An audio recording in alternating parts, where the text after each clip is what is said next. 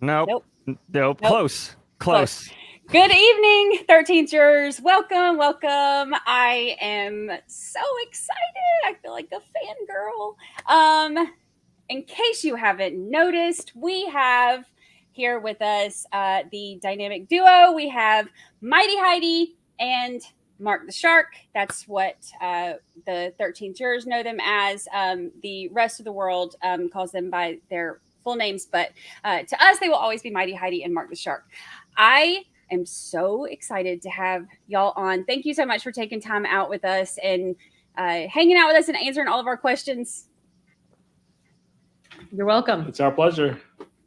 And we do have questions. There are a lot of them. I know that JT's been getting some together from Discord, and I had a couple that were emailed to me, and then we're going to let people ask as we go too, because things will pop up, and of course we're going to want to know all the details. So, and I'm excited, getting all the drama.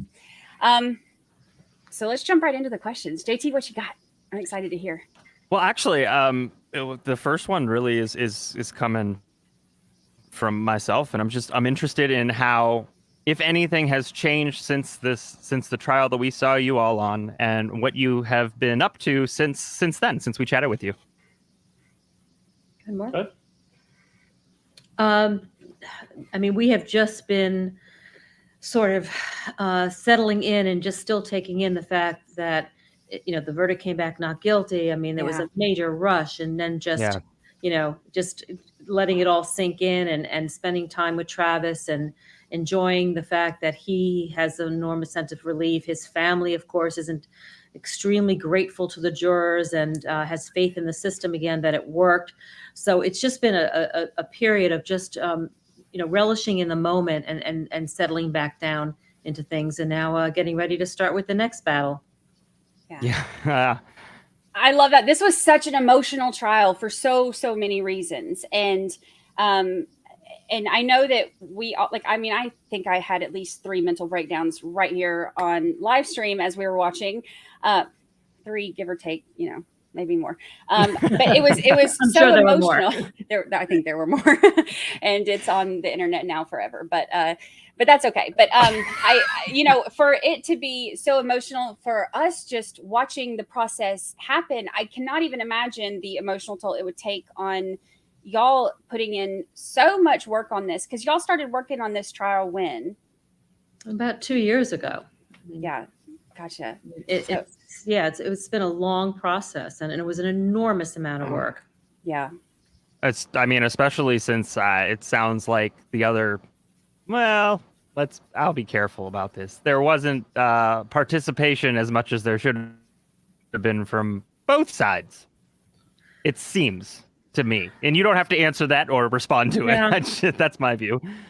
Well, I think as a general rule, having both been former prosecutors, I can tell you that, at least from my opinion, Mark will maybe differ on this, I think sitting on that side of the table is substantially easier than sitting in our seat. And it's a whole different ball game. Yeah. The preparation is different. The questioning is different, although they have the burden of proof. But there really is, I think, a lot more pressure on the defense. Yeah. Yeah, no question. They have the whole police force there at their disposal.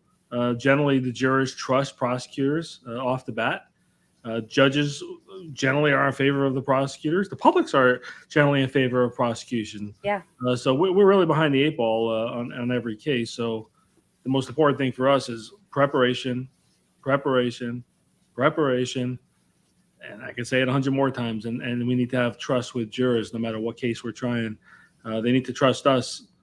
And we come in there behind the 8 ball. They're looking at us like, oh, defense lawyers, what are you guys up to? Right. And the trials are over, whether we win or lose or there's a draw.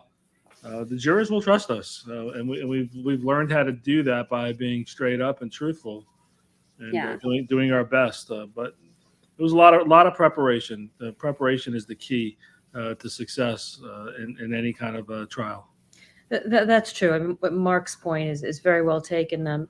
I mean, we fight with the judges. We fight with the opposing counsel. Oh, there's this presumption, although it shouldn't be, that somehow, our client is guilty. He's not presumed innocent. So we're always cloaked with, they're representing the bad guy. What did he do? I mean, we come in with so many cards stacked against us and have to come over each one of those things. But as long as we know in our heart of hearts that we have done everything possible, we are both extraordinarily well prepared. We work well together. We don't second guess each other. We know we've got each other's backs. We know the way we think. He says he's going to do something. I don't question it. I know it's done. He says, I say I'm doing something. It's done. So we really come into every trial, not just this one, because it was Travis Rudolph, the ex-NFL player. We come into every single trial prepared that way, really, really prepared. And I'm not just patting ourselves on our back, but I don't think that there's another team that really prepares the way we do. And Heidi's right, because being a prosecutor, I was one for almost 12 and a half years and did homicides for 10 years. Much, much easier. What happened next? Who, what, where, why, and when? That's it. No cross-examination unless the defense puts witnesses on. I mean, it's pretty straightforward. You know what the evidence is going to be. You see it. You have the cops' report, so you know how they're going to respond. But being on the defense side is a whole different ballgame. But here's an important point, and this is throughout the United States. Prosecutors should not go to trial on any case unless they have a reasonable likelihood of conviction. That's the standard that the ABA and many bars throughout the United States agree with. So really the burden is you have to ask yourself the question as a prosecutor. Well, number one, you have to believe in your case. Number two, is there a reasonable likelihood I can get a conviction? And so many times when you watch trials, you'll see that there was no reasonable likelihood of conviction. Like, what are they doing? Why did they go forward? And many times there is a conviction. Yeah. But that's the burden. So you always have to ask yourself, did they go forward in good faith? And that's an objective standard, but we also know that it is subjective to some extent. I'll look at a case as a prosecutor and say, well, I do believe that there is a reasonable likelihood of conviction. Another prosecutor might look at it and say no. But at some point, it becomes so abundantly clear that it can't be, that there is no reasonable likelihood of conviction. And in those instances, they really should do the right thing and dismiss the charges. And unfortunately, we just don't see that happening. Yeah. You mentioned too that most people will go into it, trusting prosecution and trusting, if they've got enough evidence to bring it to trial, then more than likely, this is going to be, it's for a reason. I was blown away by how many people in our chat were saying this is like out of all the trials that they've watched, this is the first time that they've been so like pro defense on something and just 100% convicted that or convinced that he needs to be acquitted. And there were so many people who actually said the same thing you just said, like they go into it automatically kind of on the prosecution side. And I think that goes to the point that I think everybody saw loud and clearly that there was no reasonable likelihood of conviction in this case. The civilian witnesses were a joke. I have never seen anything like it in my entire career, 30 years of practice. It was comical. It was a circus. Yeah. It was indignified. It was despicable. Yeah. For witnesses to be that out of control, making objections on their own behalf, and then telling the judge, I'm not answering her questions anymore, or his questions anymore. Yeah. It was a 3-ring circus. It was, I had never seen anything like it. I don't want to interrupt the flow, but we received a super chat that also has a comment on here that I just wanted to bring up. It's from Gretchen Bierenbaum, and she said that, Heidi, you're the queen, you look beautiful, and she saved my brother's life from Russell's sister. I remember her very, very well, and I remember her brother. Yes, and they were good people. He got himself into a little jam, but yes, it was, I think, a good resolution, and I'm glad he's doing well. And to take us back to what we were just talking about, I think I'm so happy that anytime that we choose a trial, it's a happy accident in terms of whether people like it or not, we never know. But I think that this was an awesome one to pick because you all did justice to your profession, and I think you brought a lot of people to the understanding that when somebody does their job, I mean, like you need to trust everybody, and you also need to look at both sides. And I think that this trial did that, and I think you all just really proved to the point of what you were mentioning a little bit earlier. Yeah. Well, thank you. It was like a master class on like cross examinations, and Heidi, your opening statement was just like, because it wasn't until your opening statement that I thought, because the first thing I heard was how many rounds, and I was like, oh well, that that couldn't be self-defense.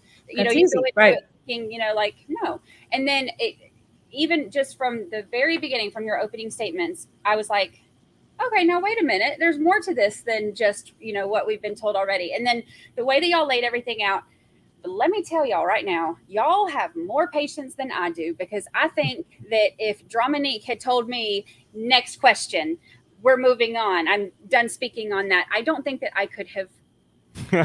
I would have needed to defend myself. Yeah. Right. I mean, I felt that way a few times, but in all candor, there is some strategy behind that too. I love runaway witnesses. I love cops who fight with me. I love civilians who fight with me, because I can contain myself and they don't. And then I just look to the jury and it's sort of like, look, and they lose all credibility. Let them go. The jury's seeing them for who they really are. Yeah. So sometimes that really works to our benefit. It's hard to bite my tongue, but you have to. I still have to be mindful that we're in a courtroom, there's decorum. And while sometimes I do, let myself get out of control a little bit, I have to remain mindful that this is a courtroom still, it's dignified, and there's rules that I, as an attorney, have to comply with. Yeah. And then we get home, it all changes, because then she lets loose. We have sometime, right? So, and I never win an argument ever. Everything's overruled. That's not true. Yeah.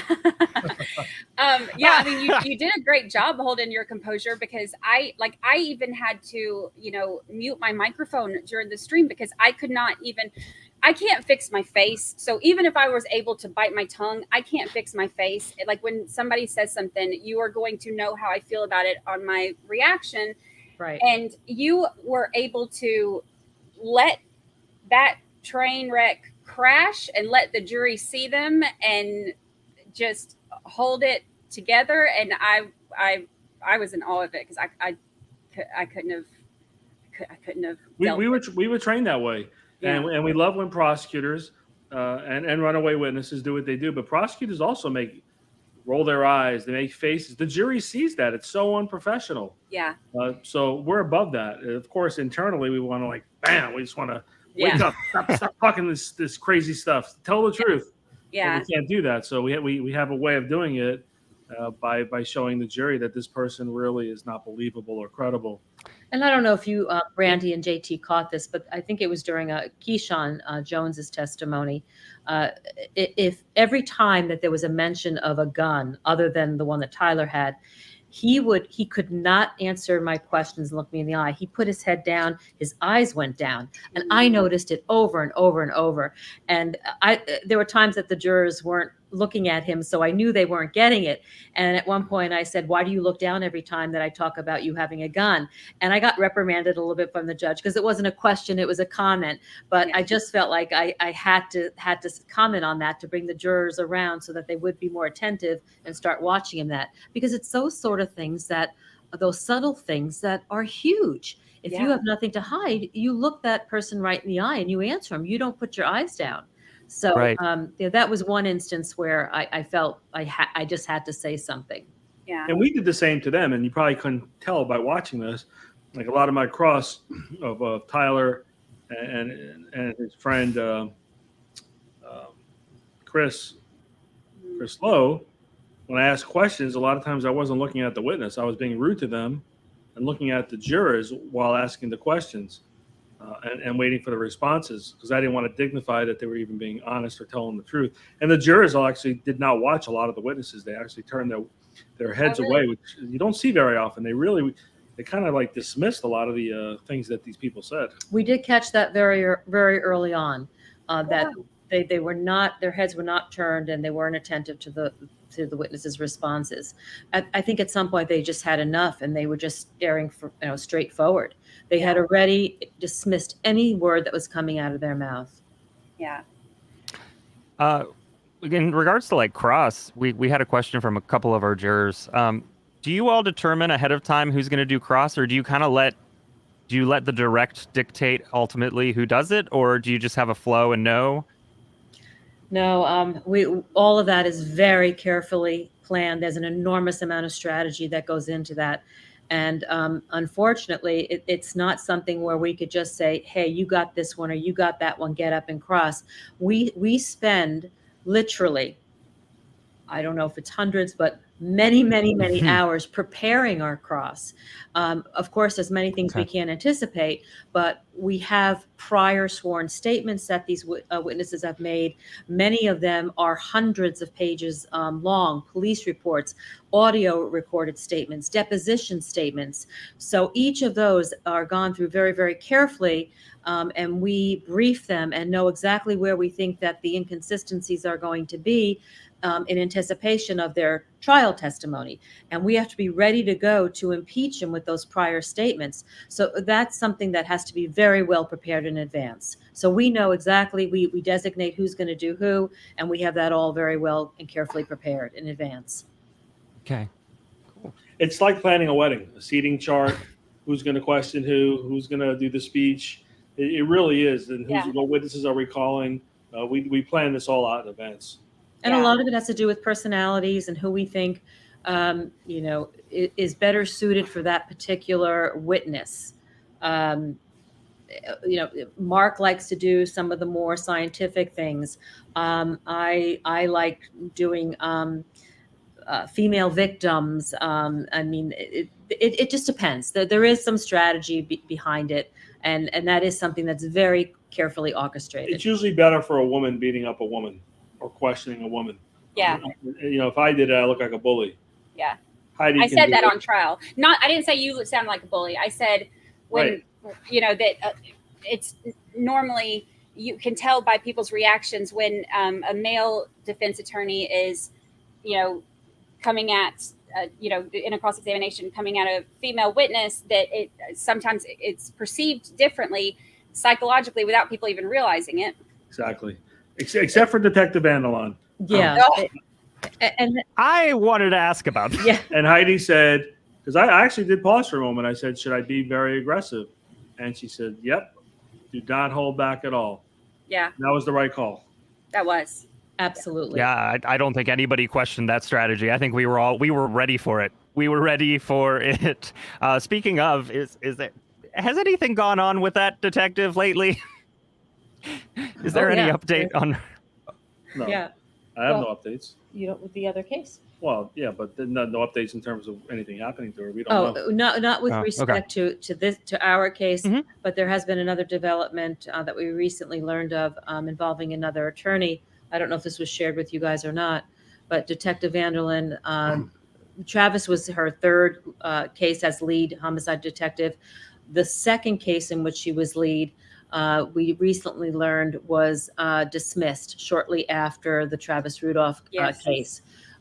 There was apparently some evidence that she had withheld from the defense for many, many months, which exonerated the defendant. And it was also a first-degree murder case. Wow. And it was dropped a few days after Travis was exonerated by a prosecutor in the same office when they realized that she was holding back evidence that exonerated this other man charged with first-degree murder based on a superficial interview of another witness that said this guy did it, and it was absolutely false. Which is the exact same thing she did with this one. Yep. A quick interview with the first person she saw and then made a decision and went with it. That's exactly right. Exactly. So frustrating. It really is. It's mind-boggling. That's how you have unsolved cases. Yeah. So somebody killed somebody, they got away with it, or they didn't get the right person, so it's an unsolved homicide. Just like this is an unsolved case. The culprits were all the alleged victims. They should be on trial for all the things they did, and they never will be with the way the state attorney's office is prosecuting cases. They still could prosecute them, but I don't think you'll ever see that. All the detective had to do, just if you recall from the testimony, she sent, or one of the detectives or sergeant lieutenant sent Detective Ema to the hospital around 2:30 in the morning to go take a statement from Tyler and from Dominique Jones. And he actually did interview Dominique. It was recorded. It was about a 20-minute interview. And during the questioning, Dominique was offering testimony about a lot of details. And Detective Ema even said, "How do you know so much about what happened? Were you present?" And then Dominique even brought up the fact that her brother had a concealed weapons permit and a gun and carried legitimately. And Detective Ema said, "Well, what did he bring his gun there that night? I mean, why is that even relevant?" I mean, he had some real questions about what she was carrying on about. Right. Yet he never called or contacted Detective Vanderlyn and said, "Hey, I just had an interesting conversation with this person you told me to talk to." Well, you don't know if he didn't do that. Maybe she ignored it. But we don't know. Maybe he did and she did, and it wasn't materialized. But to the best of our knowledge, there was that disconnect. There was no sharing of information. Had he maybe known that, or she known that, maybe the light bulb would have gone up and off, and there would have been a little bit more investigation. But there was just utter lack of concern and no collaboration whatsoever. Even if at the base level you're concerned about optics, I would say you would want to levy some kind of, I don't know, how does that work in terms of an investigation on conduct? Is that something that they have to initiate? Does somebody else initiate that? Do you know? I mean, how would that look? Because that to me is inexcusable conduct on 2 different cases out of the 3 that she's done. Yeah. Out of the first 3. Yeah. I mean, we hope that there is an internal investigation going on where people, in the higher ups are taking a look at this. We hear that there are some rumblings in the sheriff's office that people are very, very concerned. But to what extent this will really be examined and what will happen, we're really unsure. Yeah. Next year, I was tagging everybody I could, like with all the Palm Beach County everything on Twitter, like everything that I posted, I was tagging everybody I could because I was, like these are people's lives that she's, She was so cavalier and so smug. Yeah, really smug in her response. All she had to do was say, "You know what? You're right. I screwed up. I didn't do that. I didn't do that. I'm new. I was learning. I messed up. I didn't do that. I could have done it better." Mhm. But every one of her responses was, "I just did everything fine. I did everything fine." That was inconsequential. Why would I want to seize that evidence? She lost the jury immediately with that kind of attitude. Yeah. But you also have to remember the sheriff's office and state attorney's office, all throughout the state of Florida, is a political position. They're elected officials. And as we know, some elected officials are only concerned about getting reelected. So when you have a bad apple, sometimes they just pull the carpet over it and don't even expose it. And they don't want to expose it because they don't want to look bad for the next election. And next year, there's another election of the state attorney and sheriff. And this goes on throughout the state of Florida. When you have elected officials, we know we all need to keep an eye on it. And that's why Heidi and I take our job so seriously, because we need to watch what these people are doing. Yeah. We are not always popular. But it's you have to question things. You really have to push the envelope. It's our job. It's our oath. It's our duty. It's what we do. And if we really believe that somebody is not doing their job or has done something illegally or has hidden evidence or whatever it might be, we have no qualms with filing the appropriate motions to compel, to question things, to push the envelope. I really think that that's our duty. Yeah. I have a case coming up tomorrow in court, an attempted murder case, and the West Palm Beach Police Department, which is a pretty big organization as well, are supposed to give us all the videos of this alleged shooting and recordings and body cams, and it's going on 5 months, and they've refused to do it. So I've asked the judge to sign an order. 2 months ago, she signed an order compelling them to do it. Again, they ignored it. We've asked over and over and over. So tomorrow I have the police chief coming in and one of his assistants, and I'm going to ask the judge to hold them in contempt and explain to the court why they're holding evidence for 5 months when they're supposed to turn it over within a few weeks. And that's not fair, because now I have a kid in jail, a young man, 18 years old, charged with attempted murder. I can't move forward. I haven't worked on his case in 4 or 5 months because I haven't seen the evidence. Yeah. And that's just sad that, these agencies act this way, and they need to be responsible and they need to be held accountable. Yeah. Wow. That was one of the questions that somebody had too, is do you have any upcoming trials that we can follow? Everybody loved seeing y'all in action. So everybody's been asking us, if there's any more trials that you have coming up that we can watch. Before we answer that, I'm going to show you my inspiration. I have a special guest I want to introduce you to. Okay. For part of my closing argument, remember I mentioned Barney Fife? Yes. Yes. Well, we have a man who's a security guard who's here every night named Elvis, and Elvis is like Barney Fife. Come on, sit down, Elvis. Thank you. Thank you very An much. instinct. How you doing? Hi. Hey, how are you? So I'm waiting for I you hear to you're the- answer that question. Do I carry a gun? Are you gonna ask Well, me? sir, do you carry a Do you- gun? No, I can't. They won't allow it because the last No. time I shot my toe off.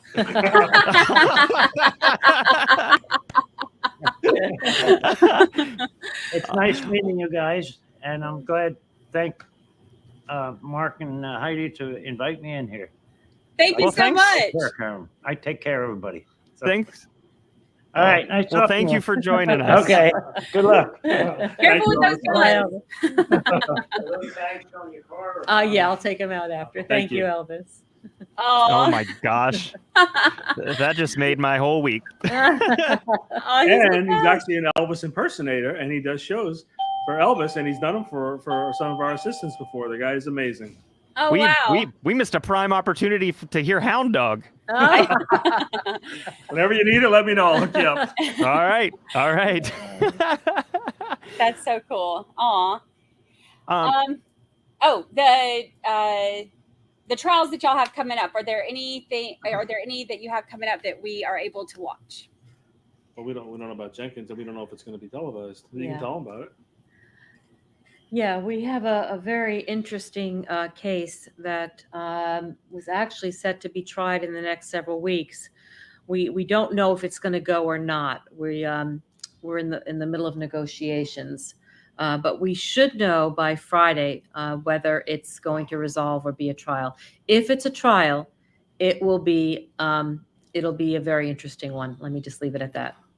Just as interesting as Travis Rudolph for many other reasons. Tell them about the case. Give him a background about it. Yeah, it's a sexual battery case involving a former lieutenant from the Miami-Dade Police Department and a bigwig in the PBA, the Police Benevolent Association down in Miami-Dade area. He was at an event put on by the PBA up here in Palm Beach County. And the long story short is he was accused of sexual assault on another attendee of the event who happens to be the general counsel for the PBA. And the Palm Beach Gardens Police Department was extremely quick to arrest. Another one of those, within hours, they had our guy as a suspect. He was arrested very quickly. The husband of this alleged victim is an attorney up in Tallahassee, and he put a lot of pressure on the police department to arrest our client because he kept telling the detective how to do her job and told him that there was probable cause to arrest and to get this guy arrested because, after all, his wife said that she had been sexually molested. And guy gets arrested. We find out through our own investigation, hired our own investigator. We got video footage from the hotel that this event took place at for 3 days. The event was over the course of multiple days. We got all that video footage. It took months to go through all that video footage. It was extremely tedious. But what we learned was that she was having an affair with another attendee, somebody that worked for her, who was going into her hotel room every night. It was actually her boss, excuse me, her boss, who was going into her hotel room every night like clockwork at roughly 10 o'clock and then leaving around 2 o'clock in the morning. And this was a pattern. They were obviously having an affair.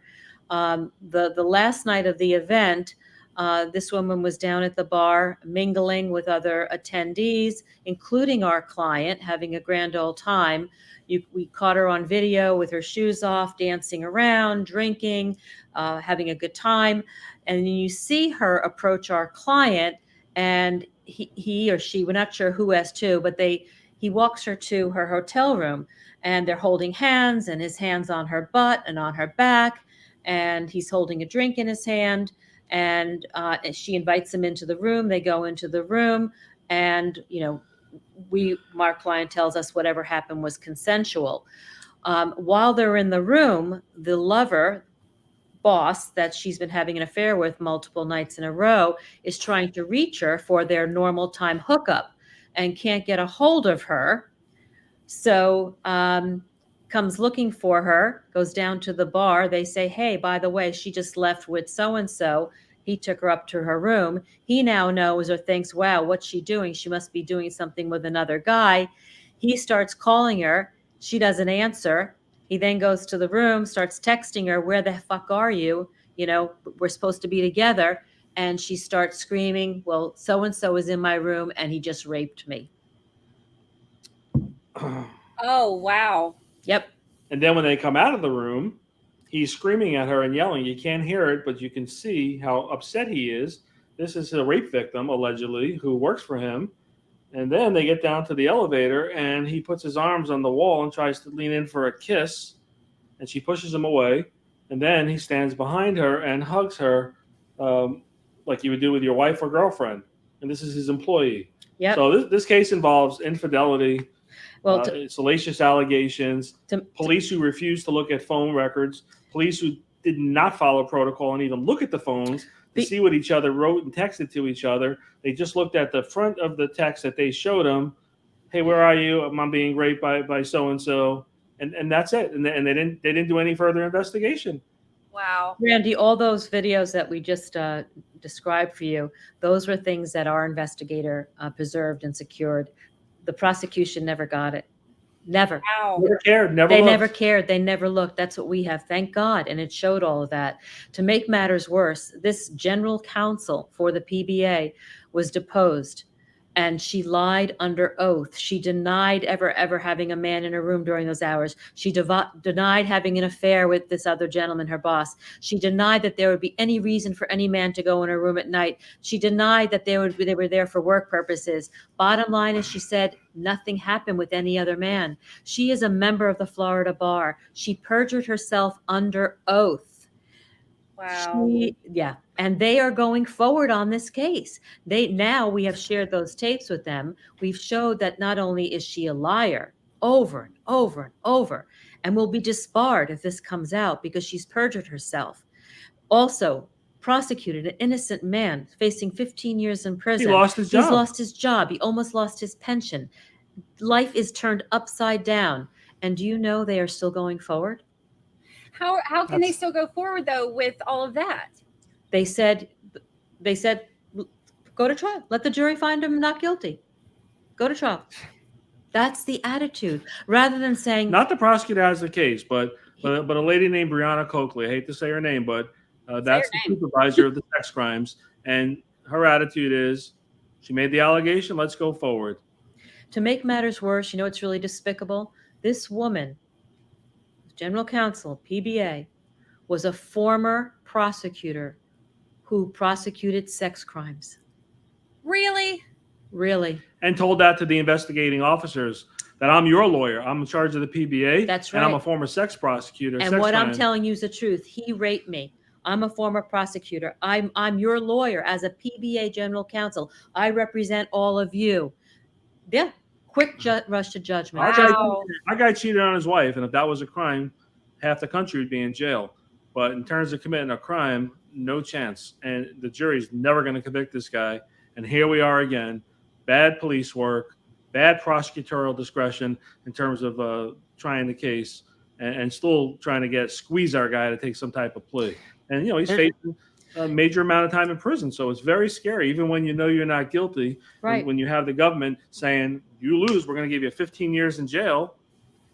That's scary stuff. Right. And although he knows he's innocent and whatever happened was consensual, we believe him wholeheartedly. We have the video evidence to show that. Like Mark said, when you're facing that much time and you just never really know what a jury's going to do, it's very, very scary. So we are trying to negotiate some resolution where maybe a misdemeanor and that's it, and he moves on with his life. That would be very tempting just to be done with it, but it's very, very frustrating. They really should just drop the charges because that's the right thing to do, but they won't. Wow. It's fascinating to me. I mean, it really communicates to me how much how highly or not highly they think of the population that could be brought on as a jury. I mean, it seems like a lot of what happened in Travis's case, in terms of, especially when they started focusing on abuse and things like that, is it almost seems like they assume that's going to overshadow any other fact that you all bring, and the jury's just going to be like absolutely guilty. That's And because just they not how use, this works. that's because they're used to people not fighting. All right. And I'm not saying we're the best lawyers. We're good lawyers, but a lot of lawyers don't fight. They're so used to losing, they give up, and they go in there like mice, and they let the prosecutors take advantage of them. We're not going to do that until we retire. That'll never happen on our watch. And the first offer on this police officer was 7 years in prison, and the prosecutor thought he was giving him a gift. And we both looked at each other like, what? You think this is a gift? They didn't know we had all the tapes. We wanted to commit their witnesses to lie after lie after lie. And as soon as they did that and made believe that they were innocent people and they weren't having an affair, and this was really a real rape case, and there was no ulterior motives to defend their cheating from their husbands and wives and everything else they were doing, then we shared the tapes. It was brilliantly played. We got them all locked in under oath, sworn, locked. They couldn't deviate from it. Even the lover, the boss, locked, never had an affair, never went to her room. There was no wiggling out of that. And then once we had them locked under oath is when we shared that information. And these are leaders in our community. These are leaders. Yeah. So, I mean, this is what we see every day. And we don't represent everybody who's innocent. That doesn't happen. But a fair share, there's many people. We have many other cases coming up that we believe are not guilty. They may not be totally innocent, but they're clearly not guilty. Like the case with the rape. He cheated on his wife. I mean, that's terrible. And that doesn't make him a rapist. Yeah. Right. That's part of what makes juries so unpredictable, because going in, and that's what makes something like that so scary, because he didn't do what he's being accused of doing. But, not having a perfect defendant can be scary going before a jury, because you don't know who's going to, hold that against him, for example. Yeah. Right. 39 exactly. shots, not calling the police, right. not walking out of your house right away. Leaving your home and going a block and a half down the road. That's scary. But we've been doing it so long, we believe in the system. And when you are able to communicate properly and explain things properly, the system really does work. The sad thing is that so many people cannot afford lawyers. And even the lawyers they do hire, a lot of them, I hate to say, are not very good. Yeah. Which is really sad. And the prosecutors take advantage. And that's sad. And that is a true statement. I hate to say that, again, not giving us kudos, but I know who we are innately, and I know how hard we work, and I know how much we really care. But we're also able to do that because we have clients who have the resources to fund a defense the way we believe it has to be funded in order to do the best we can do. And there are a lot of people out there who unfortunately just don't have those resources. Yeah. Well, and I can imagine it gets pricey. Like they're having to have the entire investigation process itself. I've seen some of, y'all know I'm nosy, so I'm always going through like court documents and stuff and I've seen, different things with like stuff listed out on how much it cost for, investigators and to, pull records and to have to, the manpower to research and do all of these things. So right. I know it can be pricey. That's one thing that's, it is a little scary about the justice system sometimes, because, if you, have overworked. I know we hear that about the overworked public, defenders, that have so many cases at a time and stuff like that. So it's that can be, I'm sure, scary for some people too, and that's part of why I'm sure we have so many wrongful convictions too. Yeah. I think you're exactly right. And the other side, you have very inexperienced prosecutors because they don't pay them properly and they don't train them properly. So a lot of people get experience and then they go to personal injury firms, insurance defense firms, criminal defense. And these are experienced people that if you just paid them properly, then they would be able to judge cases better than someone only there for 4, 5, 6, 7, 8 years. When you have prosecutors 10, 15, 20 years, not all of them are good, but some of them are very good. So we need to examine why prosecutors aren't paid properly. Leadership comes from the top. And I think if you don't have the appropriate leadership, strong leadership, someone who really has a sense of justice and what's right and wrong, and takes the time to really evaluate cases that are problematic, it's going to trickle down to your assistant state attorneys, and they're never going to learn from that, and they're never going to get it. It really comes from the top. When I worked as a prosecutor under Barry Krischer, I think he was one of the best state attorneys that I've ever seen in this county. He gave us the discretion to do what we thought was right, or what we thought was right. He said, "This is your case. You've evaluated it. If this is what you think needs to be done, I have no problem. I trust you. Dump it." And I've seen a shift over the years, that level of trust in assistant state attorneys is just not there, and I don't know what that is or why that doesn't exist anymore. I can't put my finger on it. That's true. And I worked for Mr. Krischer also, and a couple other state attorneys that were elected, and I did first degree murders for approximately 10 years. Never second guessed me when I said, "Mr. Krischer, I'm dropping this high profile case because in my heart of hearts, I'm not sure if this person did it, or I can't prove this beyond a reasonable doubt." Never once did he say, "All right, I'm going to get a different prosecutor." He always said, "Do the right thing." It's easy when you do the right thing because all of us innately know what the right thing is. Right. And like Heidi says, it's hard to find people to do the right thing anywhere in this country. Why not? Why not? Because the right thing is not always the popular thing. Right. And these state attorneys are politicians, and they have to answer to the public. And if you let a murderer go or a rapist go and those cases are dumped, he has to, or she has to, look the public in the eye and explain it. And that's not a popular position to take. So I think they're more mindful of the politics and the numbers and re-election than they are of doing the right thing. So you go to trial and you might convict someone who's not guilty, or you found not guilty and you say, "Well, it wasn't my fault. It was the jury. We did the best we could do." Yeah. That's not right. You do have to make tough decisions. I mean, I had to drop a case once where we told the officer not to make an arrest, and a little child was killed and raped. It was horrendous. And the only evidence was there was a cigarette butt next to the body of this poor, unfortunate child. It was one of the worst cases ever. And it was a case that was had a lot of notoriety in Palm Beach County. And the officer made the arrest only on a cigarette butt that had a suspect's DNA. That cigarette butt could have been there before this happened. It could have been after. He could be the murderer. Yeah. Oh, And I said, "I can't do that." And Mr. Krischer said, "I agree with you." And that case was dropped because the officer rushed to judgment. He should have waited, like we told him, get more evidence. Yeah. But he didn't listen. But our job is when I'm a prosecutor, when I was a prosecutor, I don't represent the police. I represent the public. Right. A lot of prosecutors don't realize that. They think that they're the lawyer for the police. They're not. They're your lawyer, my lawyer. They're everyone's lawyer. And it starts from the top. They need better leaders and better training. So if this one does go to trial, we don't. I'm assuming we don't even know if it's going to trial yet, so we wouldn't know anything about it being streamed or anything. But if that does go to trial, I'd like to know more. I'd like to be able to follow it as much as I can, even if it's not streamed. At least I can update our jurors about what's going on during the day and stuff like that.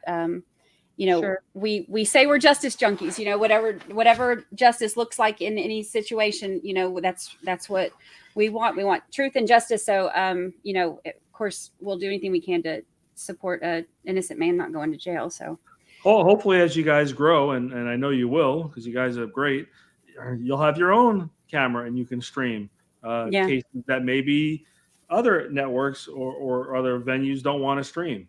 Yeah. Because there's so many interesting cases out there, and 99% of them no one even knows about. Yeah.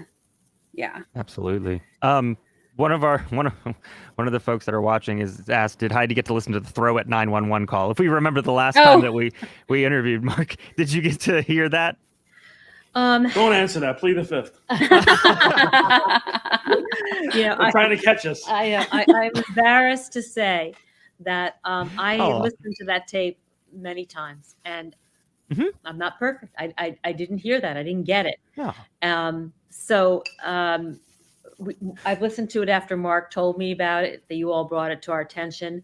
It does appear that is what's being said. I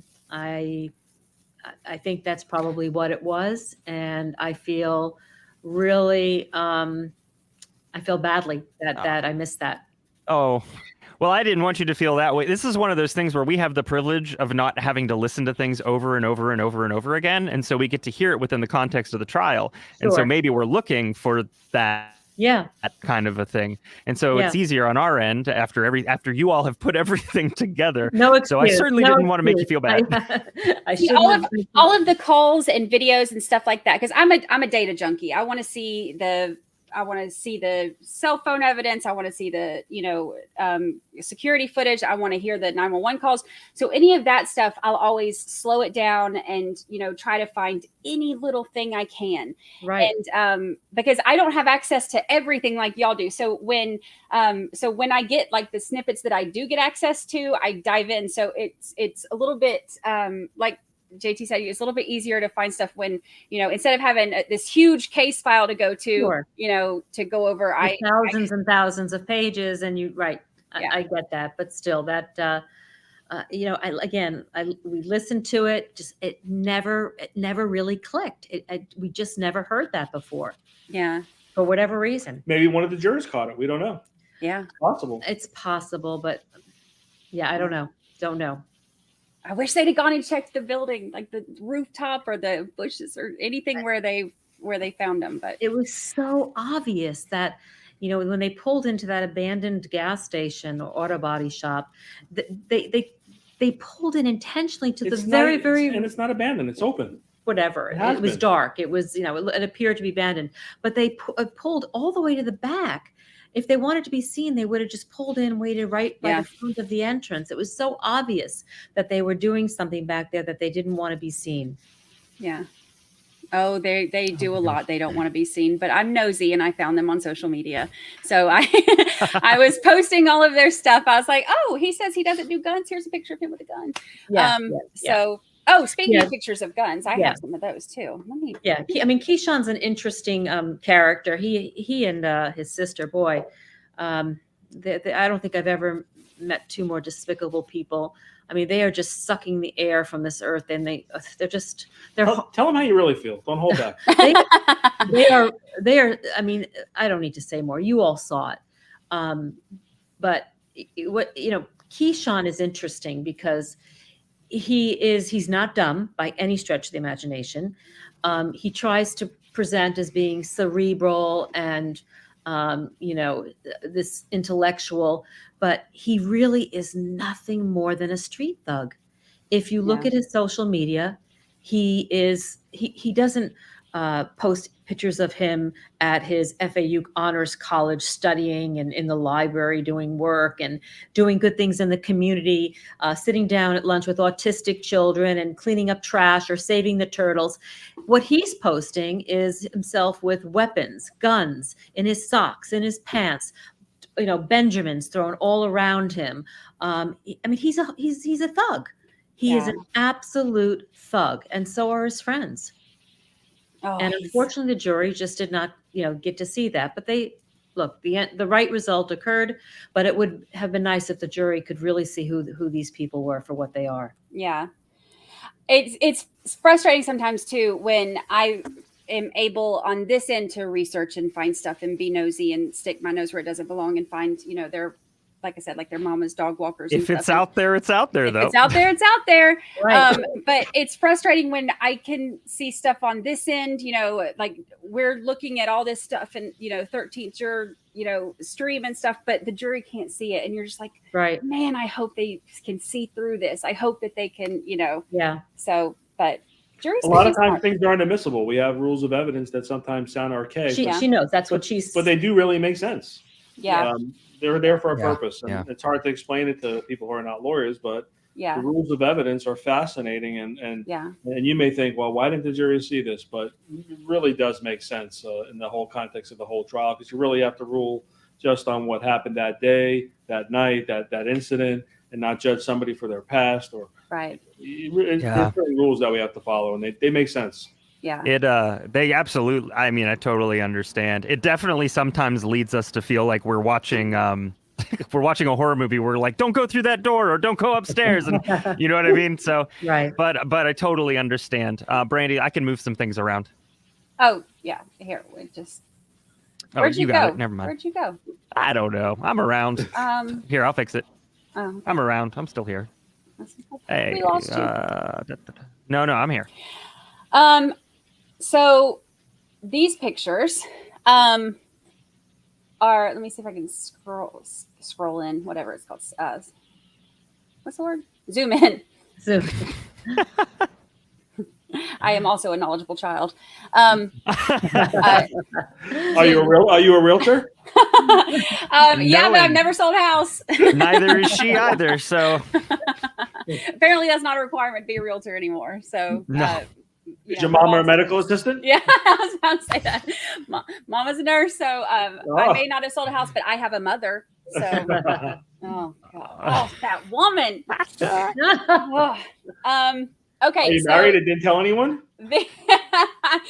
No, I'm divorced and I told everyone. Brandi, I don't know if you're aware, because this certainly, was not admissible, but she married her husband at the Federal Chrome Detention Center so that he could get citizenship. That's where their marriage took place. What? Yes. Well, drop a little bomb on us, why don't you? Yeah. That's where they got married. Yep. She admitted that. She just keeps getting better and In better. another matter. Yeah, she admitted that. Oh, she's awful. Yeah, she's And he has a criminal history. Yep. Oh, really? Serious, like violent crimes. Yes. That's not important. No. That's Oh, something personal. She doesn't need to share that. it's not her story to tell that she's married. That's not. Apparently not. That's not her business to tell people. No, you didn't ask the question. Oh my gosh, that's the Right. stupidest I've thing. never met somebody who didn't want to tell that story. Like, I've just never met somebody who didn't want to tell the story. But Our apparently son-in-law it's very. is married to our daughter, and they have a child together, and they both watched a good portion of the trial. And after Dominique testified, our son-in-law asked our daughter, "You're not married besides me, are you?" He said, "I never thought to ask that question until I saw Dominique." That's hilarious. Whose business would it be to tell if it's not your own business? Oh gosh, that girl. You can't make Okay. this stuff up. No. And that's one thing that we said this whole time is like if this trial were a movie, nobody would believe it. Everybody would be like, that's not believable. People don't act like that in court. Women don't come in and make their own objections and, tell them that she's done speaking on that. And oh my gosh. Oh, Let me share something with you guys, because this really, I don't know if you want to go to this, but I'll tell you why this case should be a movie. Do you want me to tell you after you go through the pictures? we can, or you could tell, either way. You want to tell us about these pictures? Because these were from, Yep, go ahead. Yeah, these actually were admitted into evidence during the Stand Your Ground hearing. These are all Keyshawn Jones carrying. I don't know what type of gun that is. He Semi-automatic. Yeah, but I don't know the exact. But he admitted that those were his guns, and he was carrying them. And I believe this was at City Place, which is a public area in West Palm Beach. I believe that was a picture of Sebastian, if I'm not mistaken, It was with a gun in his sock. see his hand. Yeah, that hand. Not sure what that is. Oh, That's in It's- one of the trials I'm going over now. yep. Here's one of the guys, with lots of money thrown around. That was Kishan. I think it was Kishan, if I'm not mistaken. Who doesn't have a job, who Right. goes to college. Right, exactly. What is on his shoe? I can't. I have no idea. It looks like a It almost looks like a rose, but yeah, I'll tell you Yeah. what, from far away, it does not look like it should be there. yeah. Yeah, I don't know what that is. There's more There of it is that. again. Yeah. We just had a whole the YNW Melly trial. They had a gang expert come and go over all of this for. We actually had a gang expert review a lot of the social media photos, Oh, really? and she was from the sheriff's office, retired, and she told us that a lot of the poses with the hands and fingers were symbols that gang members use. Yeah. Yep. Yeah, a lot of these are the same ones that they went over in that case. Which this is all the same area. The trial I'm covering now is like Fort Broward Lauderdale. County. So Yep. 30 minutes, 40 minutes from here. yeah, Right. Keyshawn Jones again. Looks like somebody's kitchen. This one again is in City Place. Again, this is a public parking lot. That's a crime. Open carrying a gun is a crime. Why Yeah. would you be doing this in an area that has restaurants and movie theaters and a Children. children's playground and a Christmas tree center and ice cream parlor? I mean, it's crazy that they're running around this public area with guns like that. This is a future surgeon. Not you my imagine? surgeon. I'm not certain. You hope. Yeah, well, fair. This is that looks like Sebastian. Yeah. And I don't know who the person in the white shirt is. That might be the husband, but I don't remember. The husband of who? Dominique, but I can't recall. Oh, I don't know. I don't know who that is.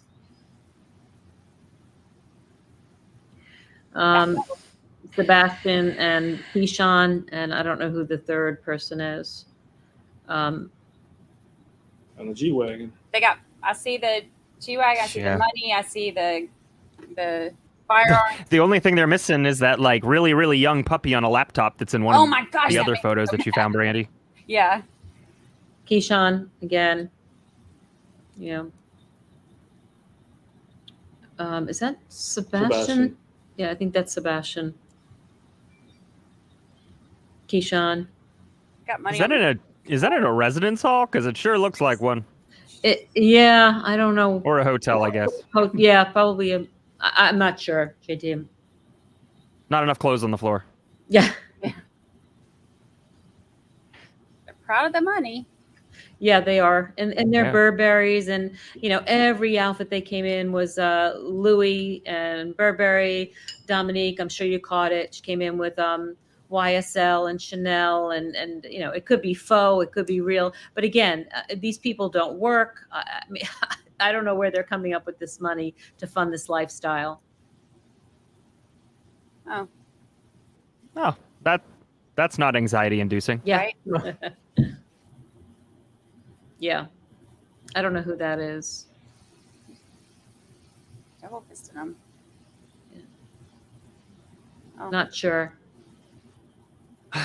Oh, this Dominique.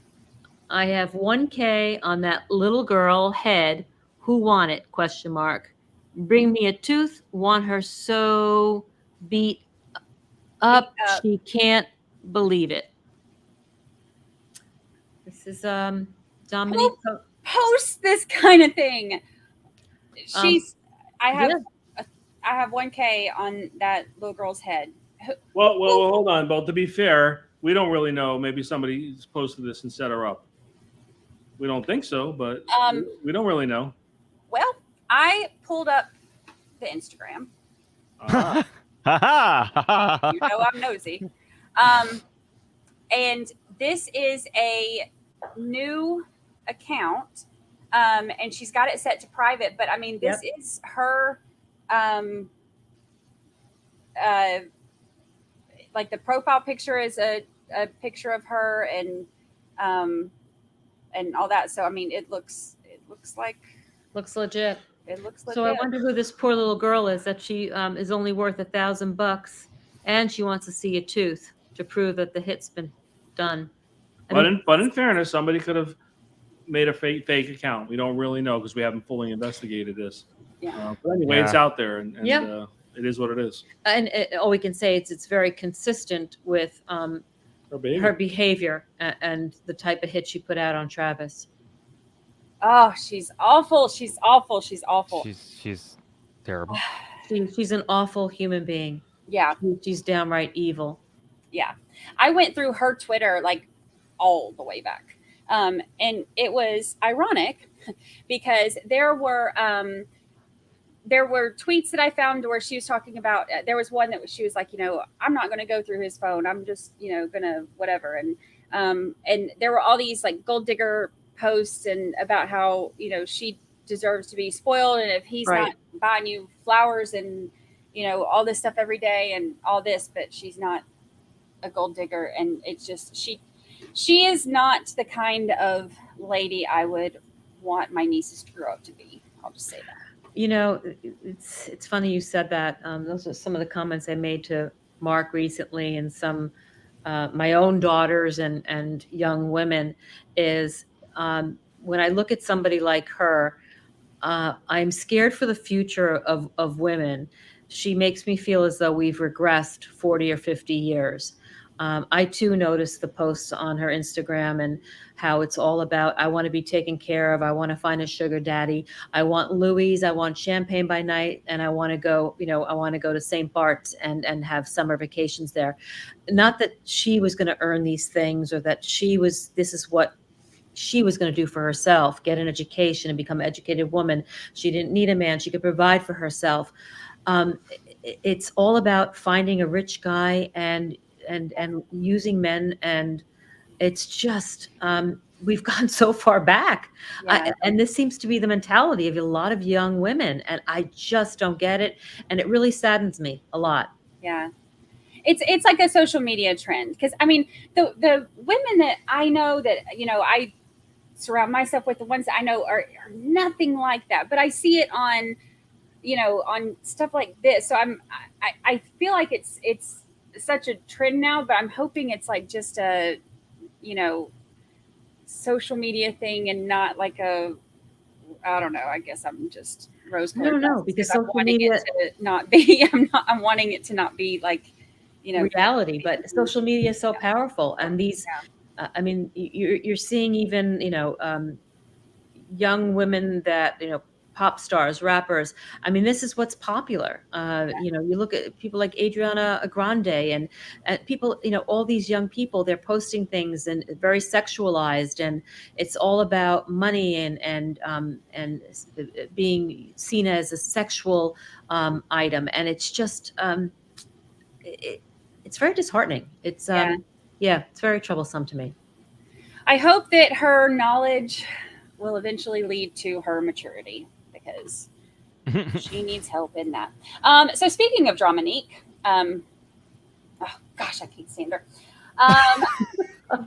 So I know, like you mentioned that you like to let the train wreck happen and the jury watch it. Did you expect her to be as Dramanique as she became? Like, did you Yes. know it was going to get that bad? Yes. I had her at the motion hearing, stand your ground hearing. She was a train wreck at that. I think she was a little bit more of a train wreck at trial, which, that was fine by me, because the jury got to see that. Yeah. But yes, I fully anticipated that she would be a handful.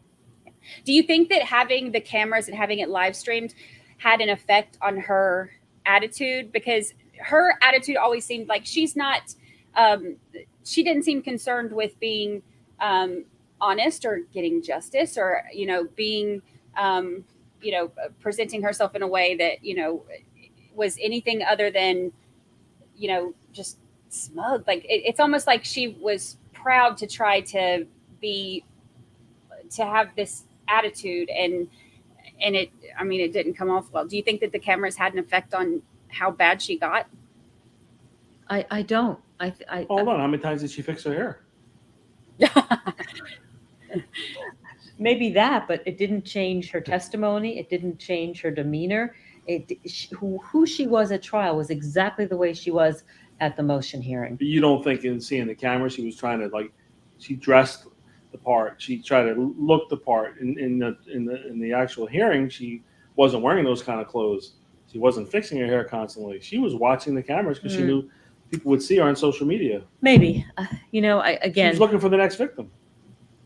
Possibly. Yeah. I can't really answer. I'm not sure. I just know that in terms of her testimony, which was what I was concerned about, it was very, very consistent with the way she testified at the motion hearing.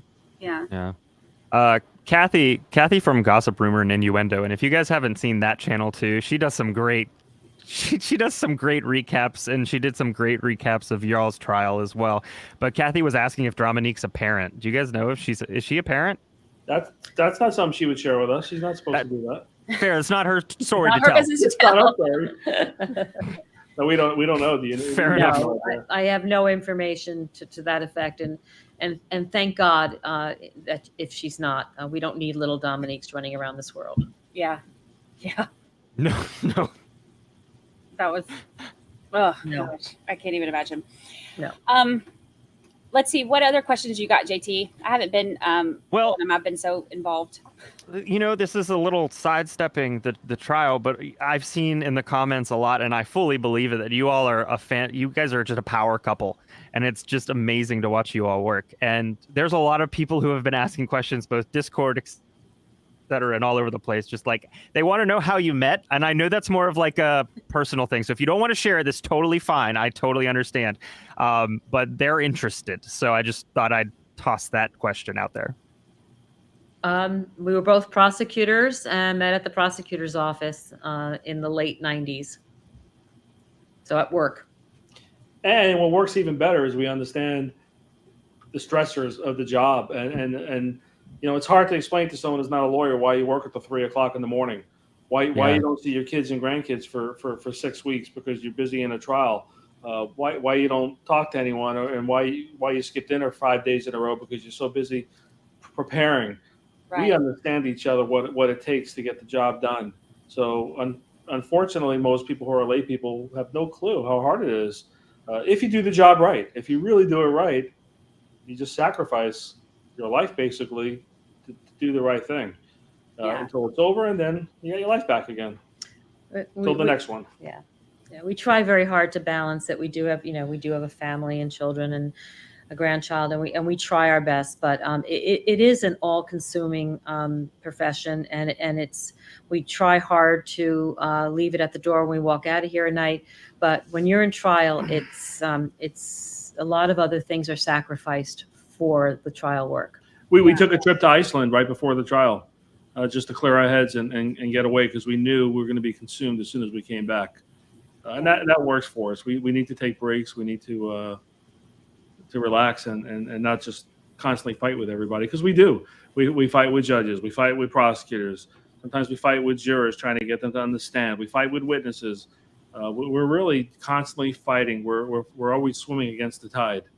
And I'm not saying that so y'all feel sorry for us, because this is what the field we chose, and we believe in the Constitution, and we believe everyone has rights, whether you're an NFL player or whether you clean the office buildings. The person who comes in is going to clean our office soon. They're just as important as the person who owns this building, maybe more important, because they affect our life every day. And we really, really believe that. So it doesn't matter who you are. We take it very serious. If we take you as a client, we treat you like your family. I think a lot of the reasons that it works, not that we're a power couple, to use your phrase, but the reason that we're effective, it is because we are not only partners in law, but we are partners in our personal life, and we trust each other immensely. We know how we think. We can finish each other's sentences. We really are very much in sync, and I think that that really benefits the clients. I think they're fortunate to have people in our situation. But we also fight, and sometimes during the trial, I hand Heidi notes and say, "Why the F didn't you ask this question? Ask this. And she'll do the same with me. and it makes us better lawyers. It makes us more aggressive in terms of, look, maybe we did miss something. So it's very difficult to do that with someone you don't trust. I couldn't sit there and find another lawyer who has an office a couple blocks from here and start handing him notes and saying, do this, do that. Why did you miss this? Why did you miss that? Right. I think it's a really rare find. First, you've got to love what you're doing. Two, you have to be a decent trial lawyer to do this kind of work.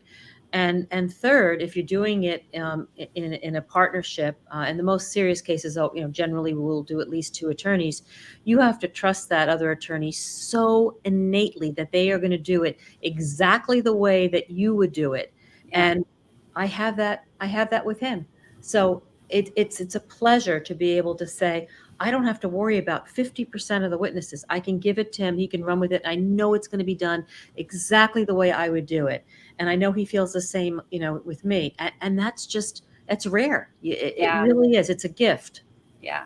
I was just interviewed recently on a podcast about cross-examination. A person who's interviewed a lot of good lawyers throughout this country. And one of the questions I was asked was who I admire as lawyers. And I'm not saying because Heidi's my wife, but it's the truth. I admire Heidi. And if I was ever in trouble, that's who I would ask to represent me because I totally trust her 100%. So it's an unusual find that, maybe we are a power couple. We don't look at it that way. We just look at it that we're blessed to have each other. We're blessed to have clients that trust us.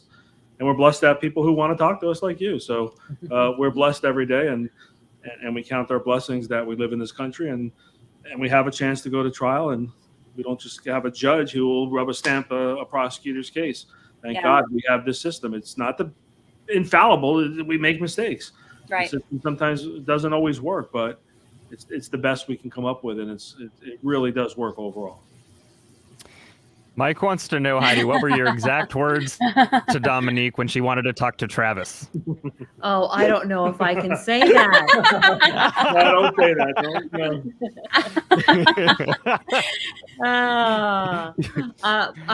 I said something along the lines of, well, first of all, I sort of leaned in and gave her the death stare. She was seated at the time, so I stood, and I'm not a small woman, but I stood over her and looked her in the eyes, and I said, why the F would I ever let somebody talk to my client who wanted to put him on death row? And she looked at me with daggers like she wanted to kill me, and then I just very calmly walked away. Wow.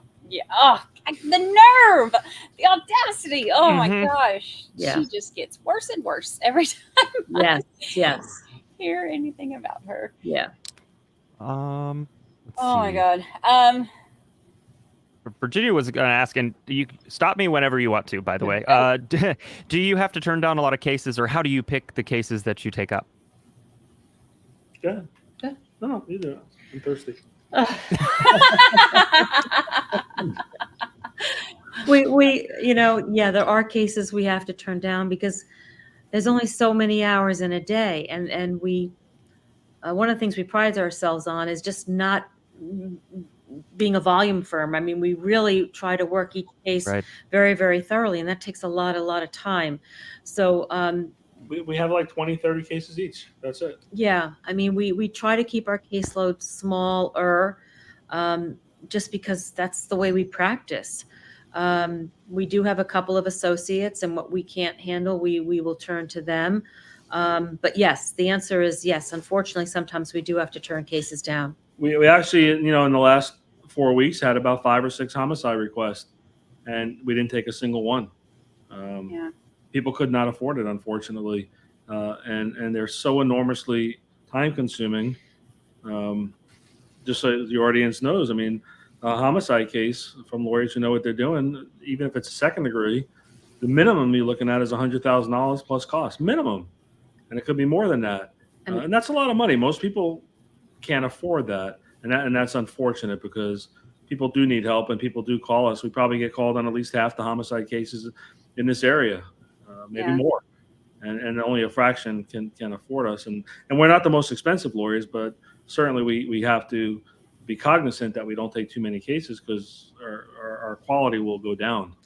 Yeah, I mean, the cost and a cost alone just to fund a homicide case or some other more, other serious cases, um, it can be $100,000 What was Travis or Rudolph in more. cost for just hiring experts Just, and depositions? It wasn't that big a case in terms of getting experts. How much was that roughly? 150,000 just in costs. Never mind Depositions, attorney's fees. yeah. I mean, you're talking hundreds of thousands of dollars to adequately defend somebody in that type of case. But I made about $12 an hour on that case, just so y'all know. For all the hours we put in, And Heidi didn't make anything an hour because it wasn't because- even her case. I was hired. I asked Heidi to help me. Yep. And then she became very fond of Travis and agreed to do it. But she was not hired and she was not compensated. That's right. At all. He hired Marc, and when Marc saw, just how difficult a case it was going to be, and the magnitude of the number of witnesses and everything, I agreed to help. But and that was one of the reasons I had another commitment at the end of the trial. It was a vacation that I had planned a year ago with my daughter, and it was very important to us. And Travis and the judge agreed that I could cut out a few days earlier because also I wasn't counsel of record. It was Marc's case, so It was easy for me to bail the last couple of days. It was a very tough decision, but I knew he was in very good hands, and they were wrapping up at that point. So yeah. Did two left hands? What do you mean? Did you watch anything? I mean, I know you were on vacation, and that was a very important one for you. Did you have to force yourself not to watch the ending? Did you watch the closings? I watched the closing. It just so happened that I was in a spot where I could. I was actually hiking in the Pyrenees Mountains in Spain. I was doing the El Camino de Santiago. And most of the days I was in an area where there was absolutely no cell phone, nothing. But at that time, happened to be at a hotel where I was able to get internet service and was able to watch. Oh, that's how did the Barney Fife comment hit you? Because it was instantly legendary and will forever remain in the annals of this channel. I loved it. Yeah, my loud, obnoxious laugh on stream when he said it, it was, oh my gosh, it was amazing. We talk about those kinds of things all the time. Like I think we talked about that comment. Like he was going to say it, and I said, "Are you kidding me? Nobody even knows who Barney Fife is anymore." We do. We do.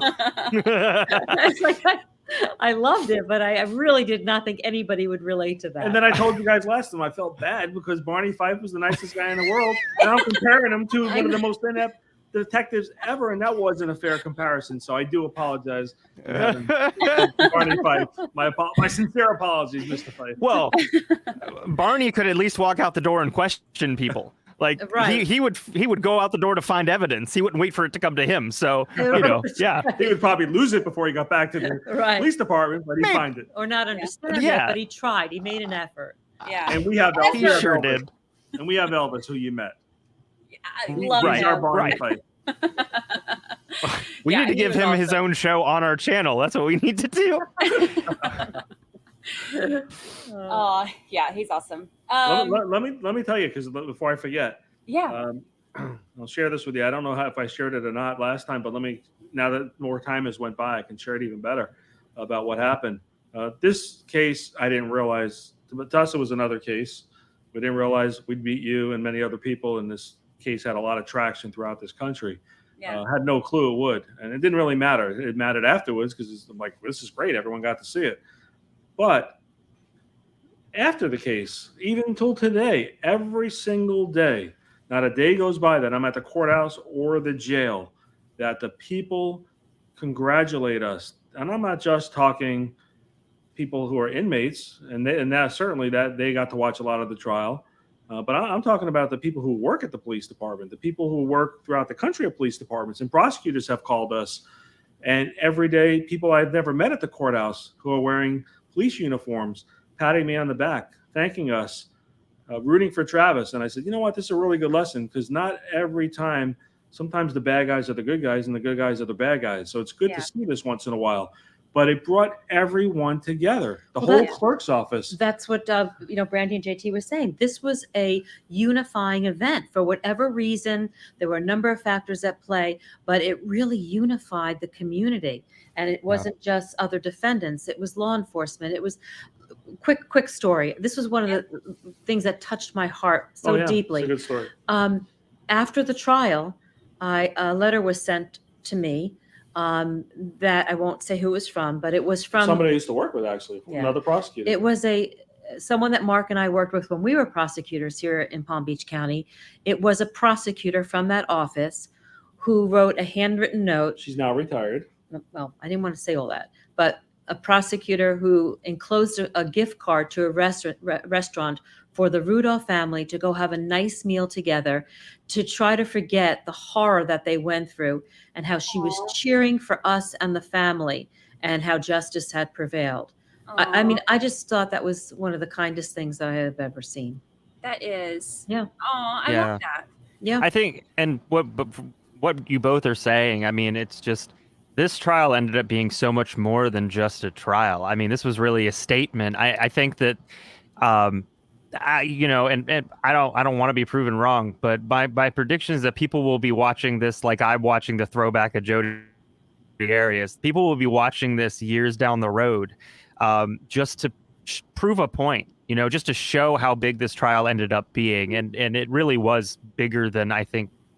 I mean, certainly bigger than I estimated. That's for sure. Yeah, me too. This morning I was in court. I won't say what division, but I had a prosecutor come up to me this morning, weeks after the trial, and was very complimentary and was so thrilled with the outcome. Another attorney approached me today, and this is weeks and weeks after the trial. It is still resonating in our courthouse there, and that I've never seen anything like that. And the jail, between the guards and the inmates. I was visiting somebody last week at one of the jails, and there must have been a 50 or 75 guys, maybe 100 guys behind plexiglass. And they're all like, Mark the Shark, Mark. I was embarrassed. It was embarrassing. But not only were they doing it, the guards were doing the same thing. I've never, ever, that's what I'm saying. It's like a Hollywood movie. I've never seen this type of emotion from the community. And I'll probably never see it again. It was just amazing. And I don't think it's all just because it's Travis Rudolph, the ex-NFL. No. They saw that he was wronged. Yeah. They saw the ineptitude. They saw the rush to judgment. Everybody got it. Everybody got it. But in the beginning, they didn't. In the beginning, Travis had so many people from Cardinal Newman High School, from Florida State, NFL players. They were on the sidelines. They didn't want to support him because they believed that it's possible what the police are reporting and what the news are reporting. They stood on the sidelines. They weren't against him, but they also weren't in favor. As the trial progressed, more and more people, priests were calling us, emailing us, school teachers, people that were went to college with them, and football players and coaches all started coming and realizing, wow, there was a lot more to this story. Yeah. And that's great, because you know what? Maybe now people will keep their eyes open and not always believe what they hear and see in the newspaper, because we know for a fact in politics, not everything's always true. Most things aren't true, probably. Yeah. There's a spin. So it's really good. That's why I applaud you guys again for doing this and other podcasts, because it's beautiful that people can see for themselves what's going on. I wish the federal courts were open. I wish we could see the Trump trial. That would be great that people can see that. Yeah. If only I could live stream the Supreme Court. Yeah. If only. Right. SCP wanted to know about Travis's mom. Is she doing better? How's she doing? Yeah, I think the whole family is doing considerably better. I mean, this nightmare's over. They have she has her son back. She has faith in the system again. They're doing really well. Every time we speak to him, Travis, says it's a great day. He walks out of the house, he looks up to the sky, he thanks God, and he feels blessed. Aw, I love that. I'm so happy too, because we, it was like a collective. Oh, well, first, let me say this before I forget. This was really adorable. When you said, "Oh, I have a story," Mark said, "It's a good story," and you didn't even know you didn't say anything other than "I've got a story," and he already knew. That was really cute, y'all.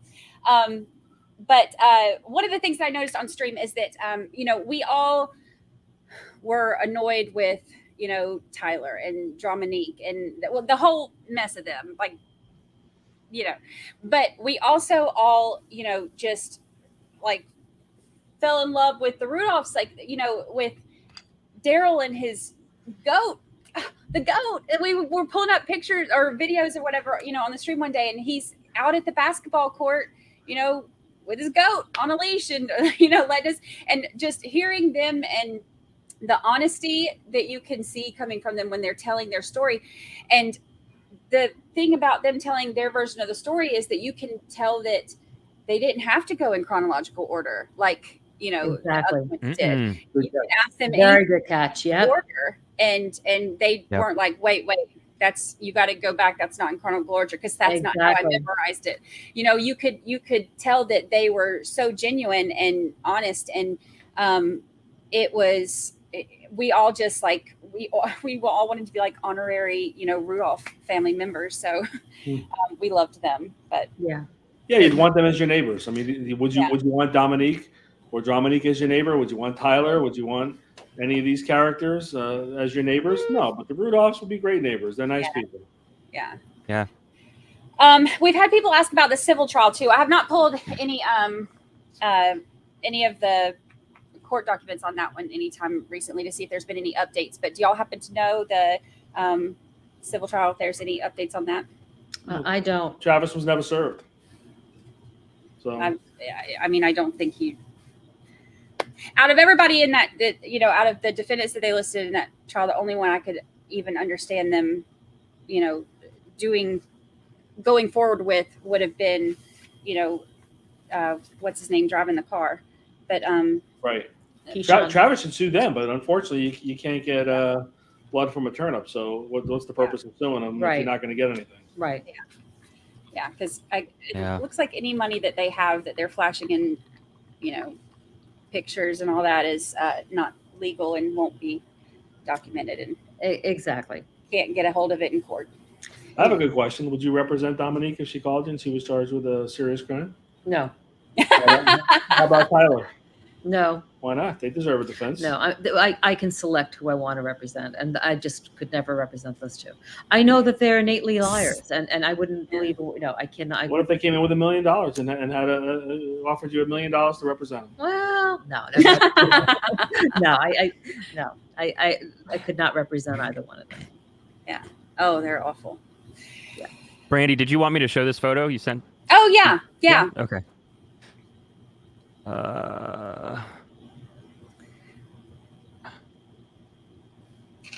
Oh, we have. Yeah.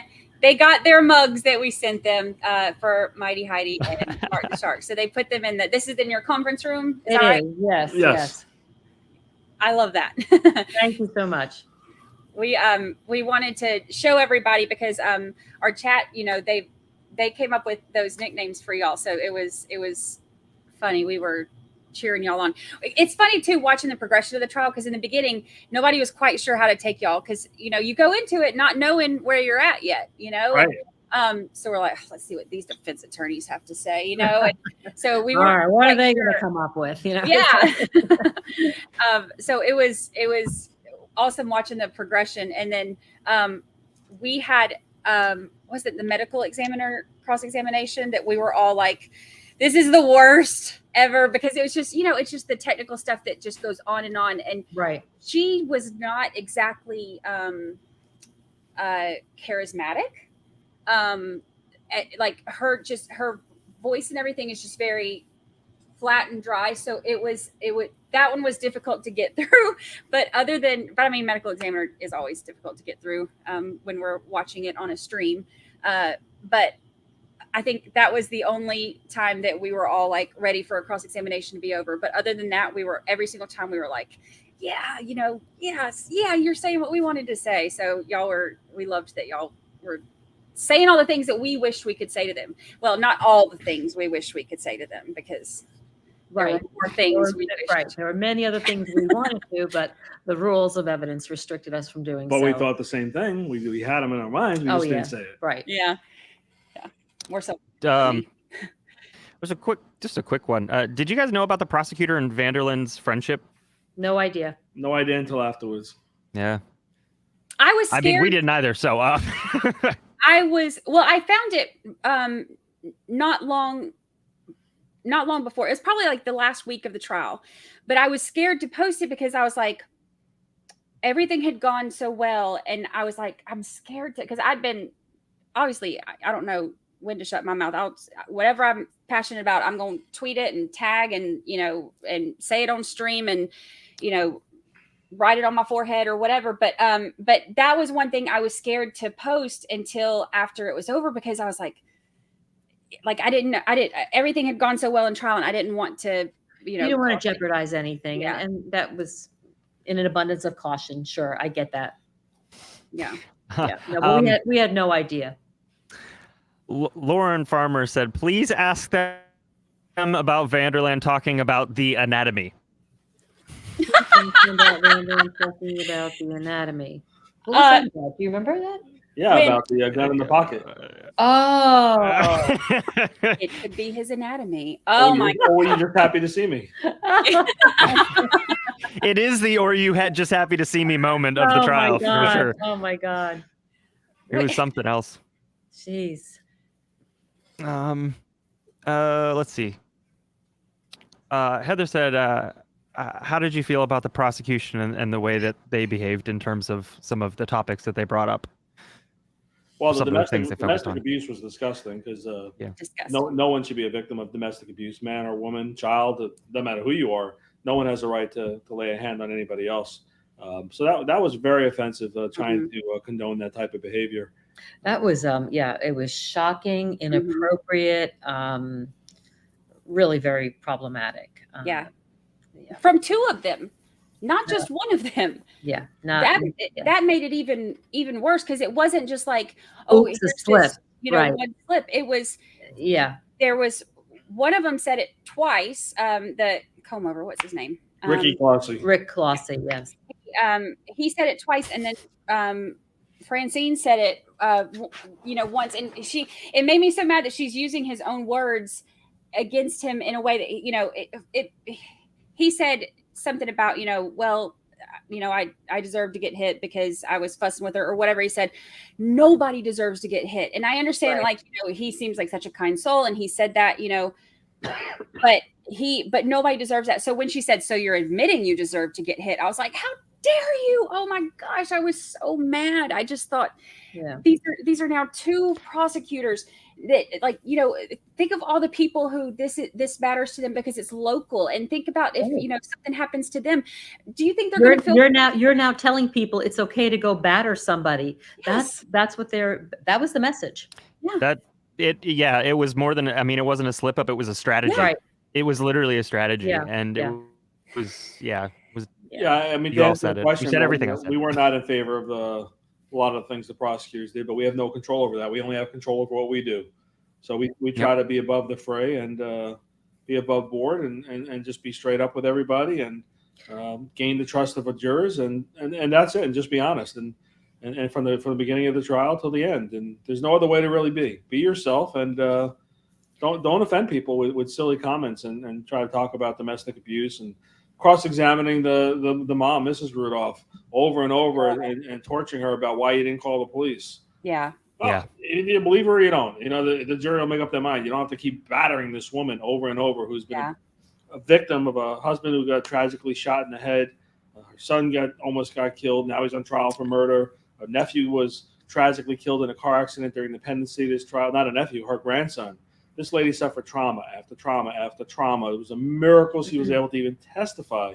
We didn't know that until a couple of weeks before trial because she was never able to really cognizantly put words together. She would break down and cry and didn't know what she was saying. And then finally, God or whatever brought her together. She's a very religious woman, and she had the courage and said, Heidi, Mark, I'm ready. I can do it. And that was only a week or two before trial started. Yeah, I think there were a number of strategic flaws that the prosecution made, starting with an opening statement by Mr. Clausey. I've never seen an opening statement quite like that. It really did not set out their theory. It didn't they didn't talk about any of the facts that would come out. He Right. argued the law, which is odd. And it was a bit argumentative, which you're not supposed to do during opening statements. I mean, he did not set out any facts whatsoever. So to me, that is one of the most important points in a trial, where it's your first interaction with the jury. You're setting out the blueprint for what's to come, and that sticks in the back of their mind. And they lost an opportunity there.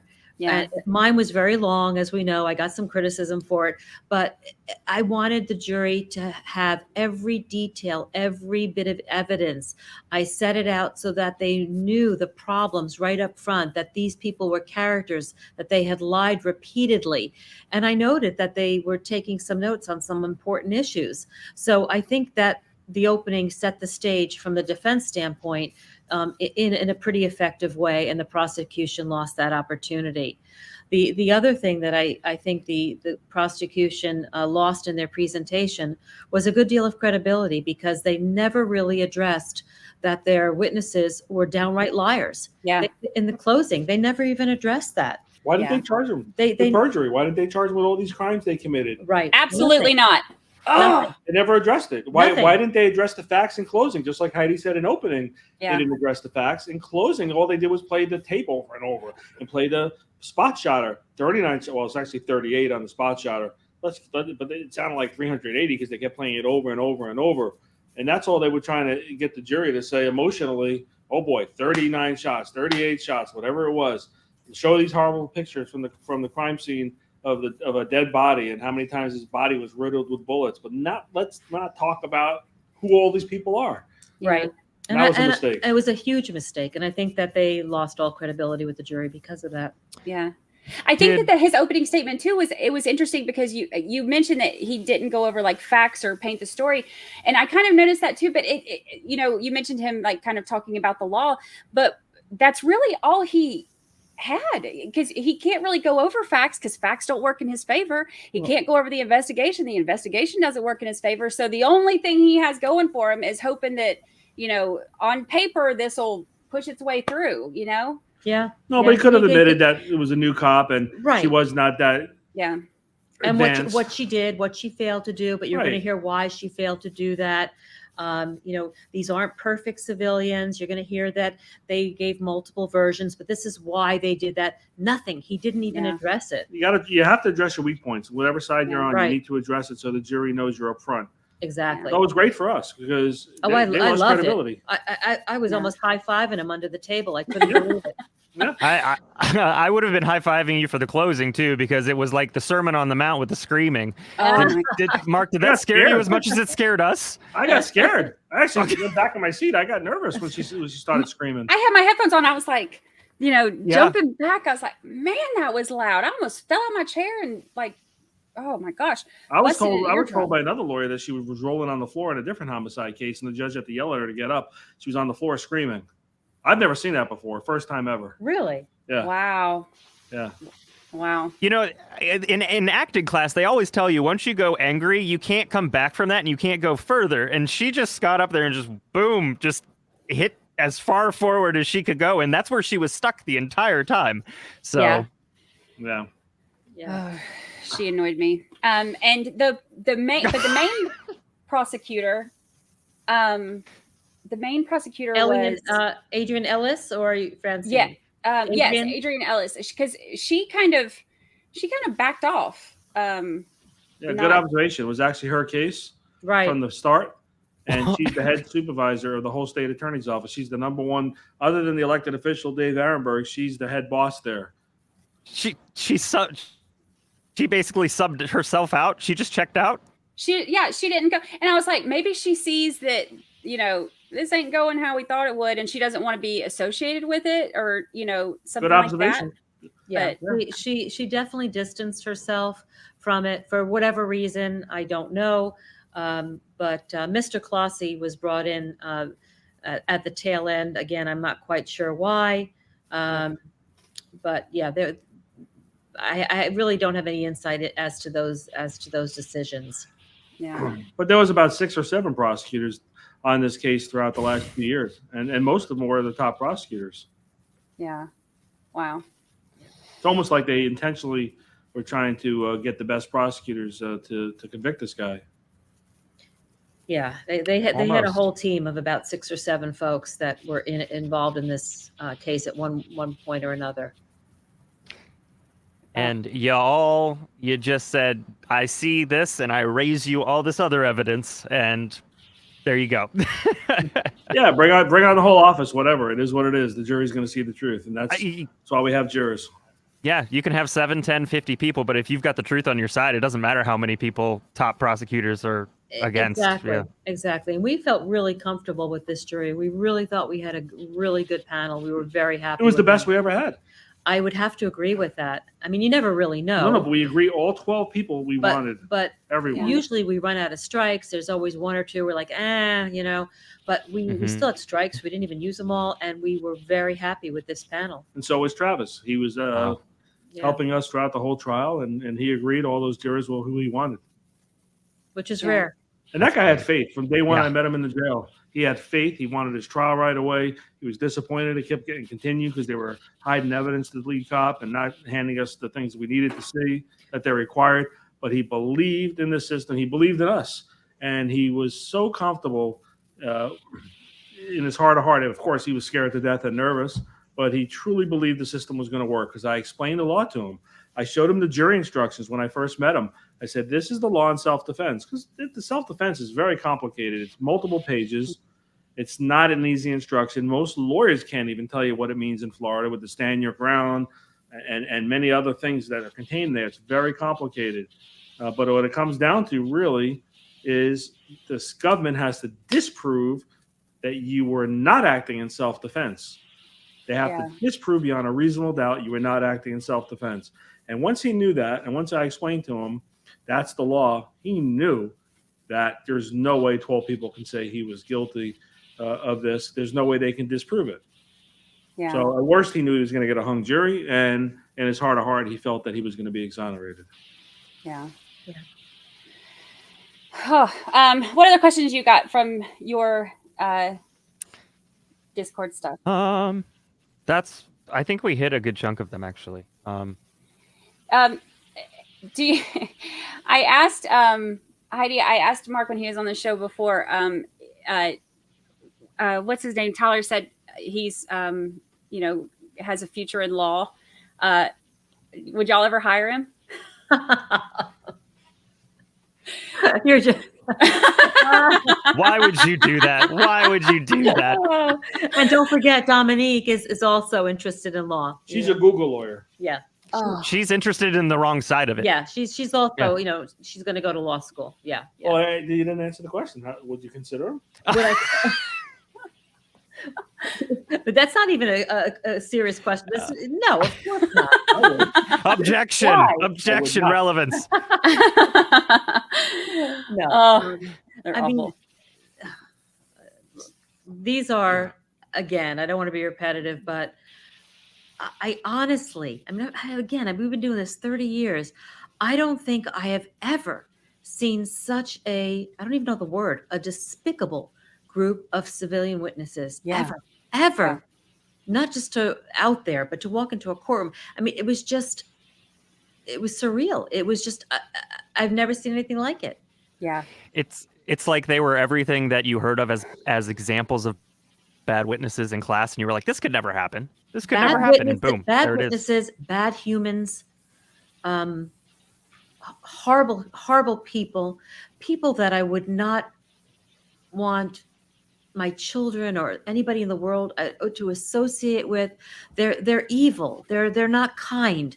They have not one redeeming trait or value. They are just absolute bottom feeders. There is nothing redeeming about these people whatsoever. Not yet. Maybe they'll change. Hopefully. I am a faithful person. I believe in giving people second chances. That's what I do. That's part of my makeup. I've hired people who went to prison and brought on as staff. Not me. We've hired people who, have had problems with the law. They did their time. We've given them a chance. So we are forgiving people, and we believe in redemption and helping people and giving them a leg up. But these people, there is nothing redeemable. There is nothing kind. They are just, they're the dredge of society. They really are. Yeah. We do have a guy that I prosecuted who was 13 years old at the time and killed a school teacher. It was one of the first school shootings and probably attracted more attention in Palm Beach County than in the history of Palm Beach County in any other case. And he shot a teacher right between the eyes and was convicted of a second-degree murder. And he's getting out of jail in a couple of years, and he's written to me that he wants to be a paralegal for us. Oh, wow. So, and apparently he's a very good paralegal in the jail. But I don't think I'm going to be hiring him. Yeah. No, that's another instance where, he says certain things, and he put on a show for the courts while the case was pending. But we heard from guards who took him to the holding cell and transported him every time he was out of the media eye and the judge's eye, is that he was violent and threatening. So there you go. There's somebody that. But then again, it could have been a 13-year-old child who was scared to death, who wanted to show people in jail that he's a tough guy and not to mess with him. He was a little kid. That's a case we could talk about for days.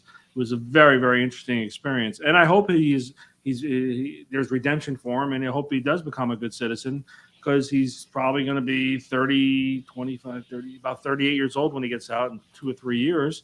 And hopefully he has a future. Hopefully he does change his life. Hopefully does, but it won't be with Perlet and Shiner. Yeah. Maybe with the state attorney's office. There you go.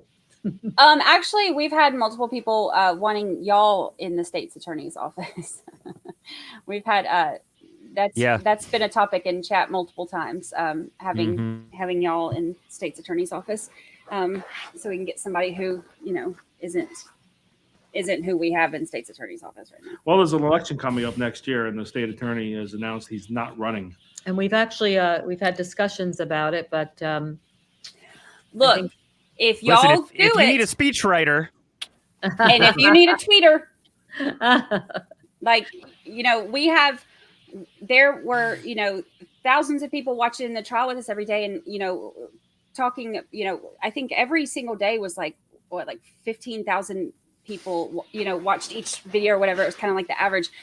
This was like one of those where, we were all hanging on every word, y'all were saying, and that has been a conversation multiple times in chat. So if y'all decide to do it, let me know, because I will be just tweeting and promoting and we can whatever you need tomorrow. We can switch. I mean, I can try most cases. I can defend most cases. It's not hard to do. If you're a good lawyer, you can see both sides. Yeah. When I'm a prosecutor for many years, I look, what's the defense lawyer going to do? When I'm a defense lawyer, what's the prosecutor going to do? So you really need lawyers who could do both sides, because we know so many prosecutors we go against every day. They're like, how are you a defense lawyer? I could never be one. Those are not good lawyers, and they'll never be good lawyers, because all they do is see things through rose glasses, and they only see things one way, and they don't see, their eyes are not open and their hearts are not open. But I don't think there's anything in the future political careers for us. That's fair. But if you do, I mean, the chat just lit up with run, and whatever you need, we're here for you. We So, got volunteer whatever it is. campaign council everywhere. Everybody's entire chat is team. moving to Florida to vote. Right? I got to tell you another thing about this trial. We are getting emails and texts from lawyers that I didn't even know who was helping me with case law and volunteering their services, and I've never seen that before. And that was such a heartwarming thing from some of the local lawyers in our community, and they tried to help, and I applaud them for doing that. That was amazing. Yeah, that's awesome. This one really was like, everybody was watching, and I don't think that my blood pressure has been that high in a long time when I was waiting on the verdict. And, and I cried on stream. You can see, like, in the video where, when they did the verdict, like, I covered my face and I cried, and I couldn't even get words out for a minute, because I was like, it was just, I'm getting chill bumps thinking about it. It was just such a moment that we were all like, oh, thank God this family has been through enough. And it was just, I think we were all just so relieved to see that, they're going to be able to move on with their life. Yeah. Oh, UK is in too. They're going to, United Kingdom. We have, I think last time I looked, like 38 different countries that watch. So we'll have everybody come into Florida to, to vote for sure. To vote and campaign for y'all if y'all decide to. Well, thank you. Thank you.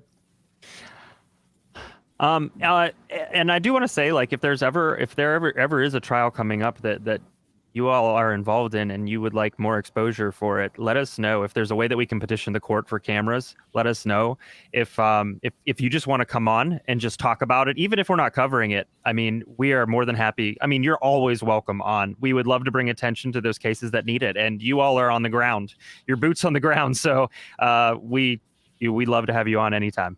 Thank you. We appreciate that. No, thank you. And, we do represent people that are guilty. And sometimes we also put the feet to the fire for the police to make sure they follow the rules, because even if we represent someone who's guilty and there's an illegal search and seizure or an illegal stop because the young man is black and he's driving through a white neighborhood, and then all of a sudden they find something illegal in his car, that's so offensive, because, yes, you would think, or the public would think, this guy's a drug dealer, he's carrying firearms, great, put him in prison. But that's not right, because how many people are getting stopped by these cops who aren't following the law, that they're harassing, illegally searching, and threatening, who've done absolutely nothing wrong. Yeah. And then they go on their merry way, and we never hear about that. There's victim after victim after victim, and once in a while they'll catch somebody who's a criminal, and everyone says, yeah, lock that guy up. But no, you got to make sure we check the police. Because if we don't, they're going to come in my house and your house and stop me and you, and they're going to harass us because of our race or religion or whether we get a vaccine or not. And these things are really dangerous. So we look at the bigger picture. It's hard to say, well, yeah, this guy is a drug dealer, he should be in prison. Not if he was stopped illegally, not if he was profiled because he was black or Hispanic, or because he's driving an old car in Palm Beach in a fancy neighborhood where Donald Trump lives. Those things are wrong. And that motivates us, because we're not just helping that one person, we're helping everybody, and hopefully that other people aren't being threatened or harassed. So there's a lot more to being a defense lawyer than just helping people who are guilty or not guilty. We're also checking the government and balancing the police to make sure they're not violating our rights, because most people don't care. Most people say, yeah, you want to come to my house? Go search it. You want to step my car? Go ahead and search it. Yeah. But not if you've been harassed every day or every week, and you're a young black man and you can't get to work every day because you're being harassed by the police and being threatened. I mean, these things are wrong. And I can tell you just from doing this every day, racism is alive and well in Palm Beach County. I feel like I'm 61 years old. I feel like we haven't made any gains. I see the same thing over and over, the same police. I have a case I'm doing a deposition tomorrow, and it's a drug trafficking case. I pulled out 21 reports from the same officer in the last year. Hopefully he's not watching this, but even if he is, great. So I pulled out 21 reports. 15 of them are exactly like my client, tinted windows, smell of marijuana. And they're all black males except one. Profiling people. My client tested negative. He wasn't smoking marijuana. I sent him to a lab the next day, and he tested 2 or 3 times afterwards and was always negative. And the officer said, well, it was a plume of smoke that came out when he opened the window. It was marijuana he was smoking. That was a lie. And he does this over and over and over. There's probably hundreds of people who have been stopped by this cop over the last many years and harassed. And then he searches the car. Oh, I smell marijuana. And the windows are too dark. And they had nothing in their car. What effect does it have on them? And the distrust in the police. So there's a bigger picture here of why we do what we do, not just helping people get off cases that they're accused. We need to check the police. We all do. Yeah. And there's plenty of good cops. Well, and these cops give the good cops a bad name. Yeah. And that's not right either, because we need police in our community. We need them to help us. We do. We're not saying defund the police. We are, advocates for a police state. We need them. We recognize that they're a necessary part of society. But when they start breaking down the rules and don't play fairly, the whole system collapses. Everybody needs to play by the rules. Yeah. We want the police. I want the best police possible in my community. I want them there. If God forbid something happens, we all want to feel safe. We all want protection. We want help when we need it. Yeah. But you got to play by the rules. Yeah. Well, and I'm glad that y'all, I'm glad that we have defense attorneys like y'all that are, holding people accountable and, fighting the good fight and, helping nosy people like us who, want to expose everybody, a lot of the stuff that, even the case that you're talking about that, might be that you're in negotiations with that might be going to trial, finding that evidence, that they didn't bother even looking for, like these are people's lives that are being messed with. And, right. What if this guy didn't have the money to get a good investigator and spend thousands of dollars in copying these tapes and having someone go through them? He's another one. I mean, he spent upwards of almost, I don't want to, but almost six figures. Yeah, I mean, almost $200,000 just to save his life. Yeah. To prove something that he did not do wrong. We'll never get that money by a woman, back. An attorney who lied under oath. I mean, it's crazy to me. Yeah. And of course, nothing's going to happen to her. Ugh. Nothing. Oh, that's awful. How does that? How does that? Oh gosh, it's so frustrating. It is. It is. Yeah. Y'all need to vote for better officials. That's what y'all need to do. Y'all need to get active in the community and find out who the prosecutors are and get active and make sure that the people you elect are doing the job for you the right way that y'all want. Yeah. Yeah, it's easier said than done, and most people that are running, they are voting. They're running on an agenda. They're politicians at the end of the day. They have a community to account to, and everybody wants to be tough on crime. So, I mean, it's difficult. I don't have the answers. I just know that as long as there's people out there like us that are fighting and trying to do the right thing and acting as a check on law enforcement, that's really, I think, the best we can hope for. And there's a lot of good lawyers out there who give their heart and soul every day, and nobody likes us unless they need us. That's a good statement. Yeah, I know defense attorneys get like the raw end of the deal sometimes. A lot of times. Every time. A lot of Yeah. times. This is the exception. Yeah. Yep. I appreciate you coming on with us so much. You're very welcome. Our pleasure. Thank you Please for keep having us updated on the cases coming up, and y'all know I got a big mouth on me. So if this does end up going to trial, I am all about exposing whoever needs to be exposed, and yap in my mouth as much as I need to draw attention to stuff. So keep us updated on that and let us know how it goes too. We will. Thank you, JT. Thank you, Brandi. Thank you, Thank guys. you so much. Bye. Thank you all. To be with you guys. Anytime you need us, we'll be there. Take care. Yes. All right, sounds Hopefully you good. never need us professionally. Hopefully, yes. Yeah. I hope so. Good But you grief. never know. All right, bye, y'all. Bye. Bye. All right. Well, that was awesome. Thank you so much to them for hanging out. I am gonna go prep myself quickly. We got night court, which this video should redirect you to, and we'll be getting started at 8:45, and we will continue on with the trial of Jodi Arias with another defense attorney who I enjoy watching work, Kirk Nurmi. So, yeah. So, Brandi, thank you.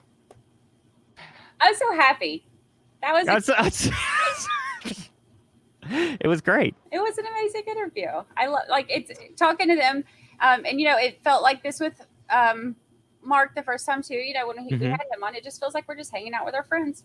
So I love that. Do you have the other one started already? You want to do that, and I'll say goodbye to all of our people while you're doing that, or do you? I have it public, and so it's going to start at 8:45, but it'll take everybody to that video. So we're still going to start at 8:45 because I still need to. I have yet to see my children, so I'm going to do that and help out for at least a few minutes. So, Okay. Yep. All right, everybody. All right, y'all. Thank you so much for hanging out with us, and thank you for reporting to jury duty. Take care of yourself, your family, and don't forget to smile. Bye, everybody.